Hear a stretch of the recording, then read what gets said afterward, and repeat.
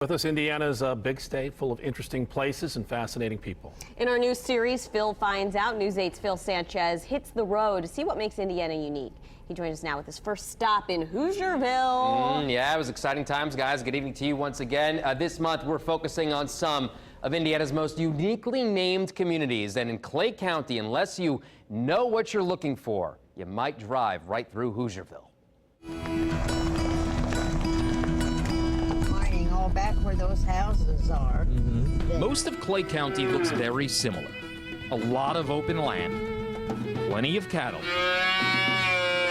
As small town gets. And this is Thelma, the one that lived in the store. Dolores Johnson is a native of Hoosierville, a town that began as a mining community, but later became home to farming families like the Johnsons. We moved here when I was 5 years old, down there in that house. And she's been here ever since. How many people live here now? About 20. 20 people live here? Is it that small? Yeah.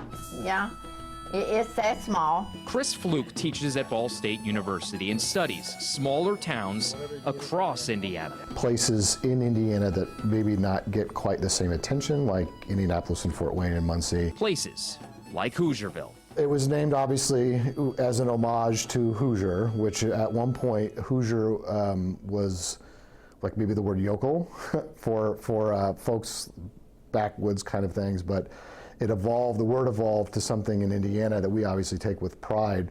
To my best knowledge, Hoosierville was developed because of the road, an early road that went through there.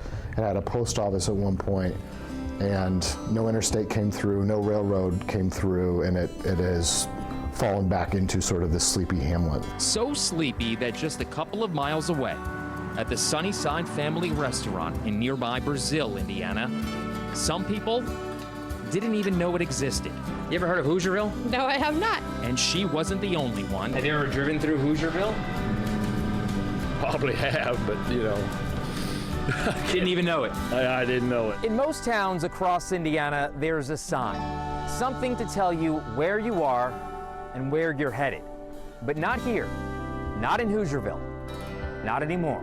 Do you remember when they took the sign down? No, I just remember when I got the Indiana map, it was gone. Nobody wants to be forgotten. Because they wanted jobs. But Dolores says that's how it felt.